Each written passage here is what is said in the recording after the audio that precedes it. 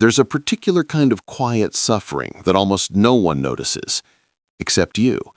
It lives in the space between your heartbeat and the words you don't say.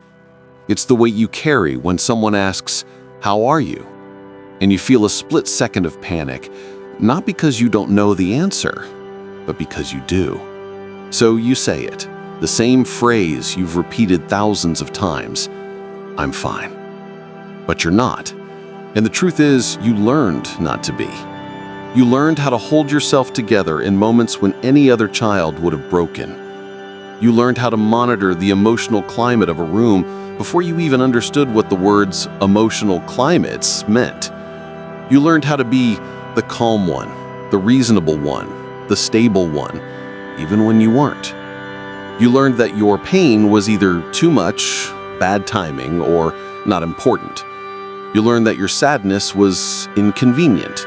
Your fear was embarrassing. Your needs were excessive. Your voice was disruptive. So you pushed it all down. And what's buried doesn't disappear. It metabolizes. It transforms. It becomes your identity.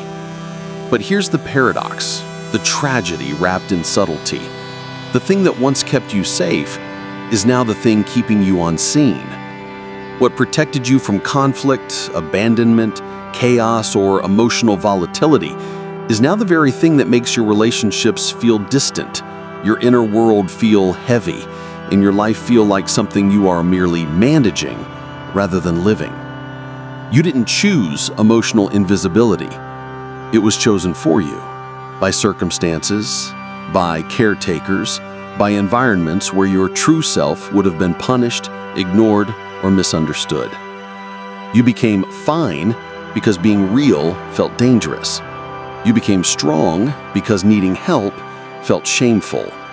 You became low maintenance because having boundaries felt like asking for too much. And the world rewards this persona. People call you resilient, mature, independent, easy to be around. But nobody sees the exhaustion. Nobody sees the nights when your chest feels too tight to breathe. Nobody sees the ache of wanting someone to finally ask, "No, how are you really?" This is the hidden pain of those who pretend they're fine. Not because they're liars, but because for most of their life, pretending was the only way to stay loved. Psychology has a term for this pattern: emotional minimization, a survival response developed in childhood when a person learns, often implicitly, that emotional expression leads to rejection, tension, or unpredictability. But beneath this umbrella, there are deeper mechanisms at play. Term 1, hypervigilance. Hypervigilance doesn't always look like fear. Sometimes it looks like being the stable one. It's the constant scanning of others' moods, adjusting your tone, your posture, your needs to maintain peace. The nervous system becomes trained to prioritize external harmony over internal truth. Over time, your brain's threat detection system, especially the amygdala, becomes overly active. You're not just aware of others' emotions, you become responsible for them. Term 2, avoidant attachment. In avoidant attachment, the child learns that closeness is unreliable or unsafe, so they retreat inward. Their developing nervous system learns, my emotions overwhelm my caregivers, I'll handle them alone. As adults, this becomes the tendency to withdraw when vulnerable. You tell people you're okay, not because you're indifferent, but because you fear that revealing your inner world will result in disappointment or abandonment. Term 3, parentification, a surprisingly common but rarely acknowledged experience. Parentification happens when a child becomes the emotional caretaker of a parent. You become the therapist, the peacekeeper, the emotional regulator. Your brain adapts. Your default mode network, the part of the brain involved in self-reflection, begins wiring around the concept of self-suppression. Your identity forms around functioning, not feeling.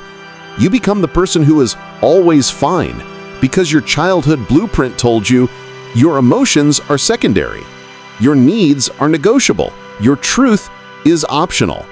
And this architecture, the neurological, psychological, emotional architecture, doesn't just disappear when you grow up.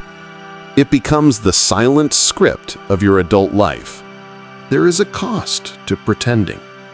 A slow, subtle, internal erosion. A grief with no name.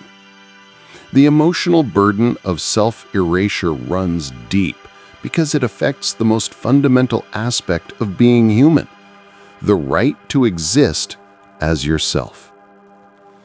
Each time you say, "I'm fine," when you're not, a small part of you becomes quieter. Each time you swallow your truth, your body tightens. Each time you pretend you don't need help, your heart grows heavier. Carl Jung said, "The most terrifying thing is to accept oneself completely." For people like you, this isn't philosophical, it's survivalist. Your entire identity was built on not being a problem, not taking up space, not burdening anyone. So your body holds the emotions you never expressed. Your shoulders carry the weight of unspoken sentences. Your stomach knots with the tension of uncried tears. Your jaw holds the words you never said. This is not weakness. This is not fragility. This is the somatic memory of a person who had to carry themselves alone for far too long. The emotional cost isn't just sadness. It's confusion. It's loneliness.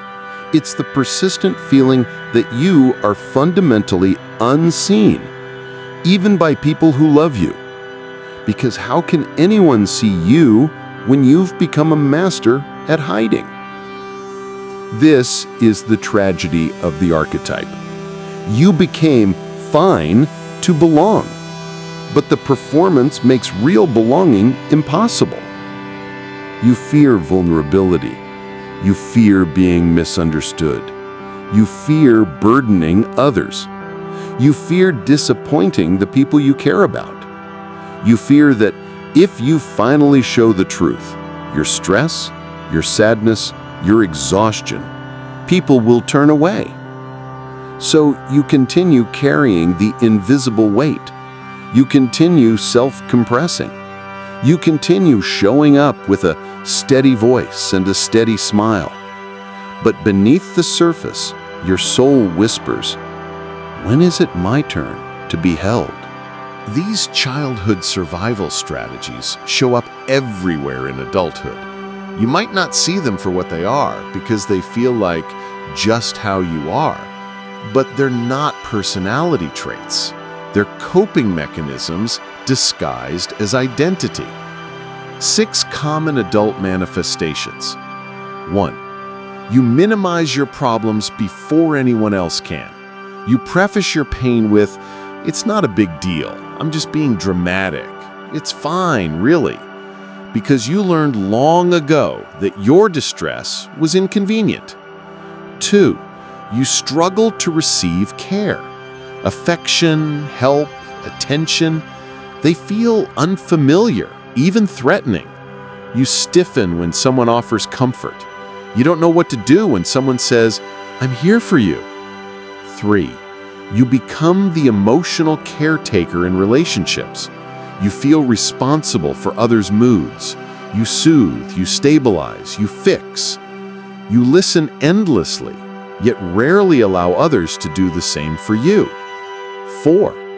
You shut down during conflict, not because you don't care, but because feeling overwhelmed triggers old memories of danger. Your nervous system retreats to the old script. Don't feel, don't react, stay composed. 5. You appear strong, capable, reliable, but privately crumble under pressure. People rely on you because you're so put together, but they have no idea that the moment you're alone, your body finally releases the emotion you've been holding. 6. You feel lonely even in close relationships. Not because people don't love you, but because you never let them see you. You reveal the surface, but hide the depth. The truth is this: you don't lack closeness. You lack permission to yourself to be emotionally real. The first step of unlearning is witnessing. People who pretend they're fine often gaslight themselves. You tell yourself your pain isn't valid, your feelings are overreacting, your needs don't matter. Healing begins when you stop trying to fix yourself and begin witnessing yourself. Noticing the moment you default to, "I'm fine." Noticing the tightness in your chest when someone asks about your feelings. Noticing when you start caretaking others instead of tending to yourself. This isn't self-indulgence. This is reclaiming the emotional truth that was stolen from you. Healing isn't about becoming someone different. It's about returning to the person you were before you learned to hide. It begins gently, quietly, like the first soft breath after years of tension. Not dramatic, not explosive, just honest. Practice 1. Inner child reparenting. Speak to the version of you who learned to be fine. Tell them what no one told them. You're allowed to feel. Your pain matters. You don't have to carry this alone. Practice 2. Shadow work. Explore the emotions you suppressed. Anger, sadness, disappointment, fear. These emotions aren't flaws. They're parts of you waiting for recognition. Practice 3. Choosing softness. Not with others, with yourself. Let yourself rest. Let yourself admit exhaustion. Let yourself ask for support without apologizing. Practice 4. Titration. Reveal yourself in small doses. One honest sentence at a time. One moment of vulnerability at a time. One, "Actually, I'm not fine," at a time. And here's the truth you must hold on to. You do not become a burden by being real. You become a person who can finally be known. Philosopher Søren Kierkegaard once said, "The greatest miracle is to be yourself in a world that constantly tries to make you something else." For people like you, being yourself is not just a miracle, it's a reclamation, a healing, a homecoming. You don't need to be fixed. You're not broken. You're someone who had to hide to survive, and now deserves to be seen to truly live. So if no one has told you this today, you are allowed to stop pretending. You are allowed to need.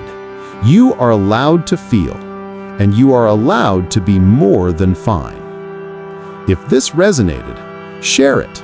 Send it to someone who does the same thing, and subscribe for more. Not because you need to be different, but because you deserve to become whole.